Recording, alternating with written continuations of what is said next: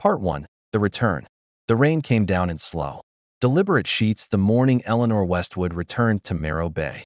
The town hadn't changed much in the 12 years she'd been gone. The streets were still lined with clapboard houses painted in weary pastels. The diner on Main Street still had the same chipped sign, Ruby's Pie and Coffee, and the smell of sea salt still clung to the wind like an old memory. But Eleanor had changed, and as she drove her rented car past the church, where her mother's funeral would be held in 2 days, she felt the familiar twist in her stomach, a knot of guilt, grief, and something far older. Her mother, Judge Margaret Westwood, had ruled the town like a lighthouse on a stormy coast, distant but always present. Unshakable, sharp, cold. She was the kind of woman who commanded respect just by walking into a room, even if she never said a word.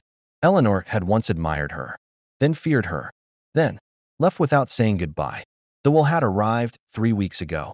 Her mother's lawyer, a gaunt, gray-haired man named Alfred Bellamy, had called Eleanor from a blocked number.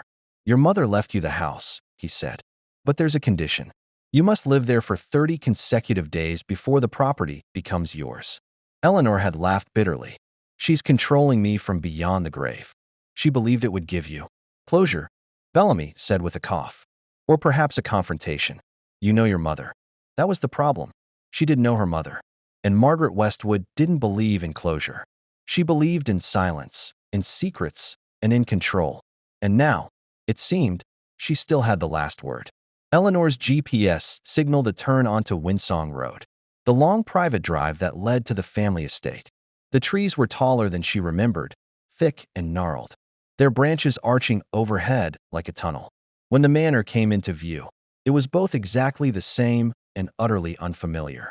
Winsong Manor was a sprawling Victorian home perched on the cliffs overlooking the bay, gray stone, ivy-covered walls, and the same creaky widow's walk on the roof where she used to sneak out at night. The storm made the sea churn below like a warning. Part 1 continues tomorrow.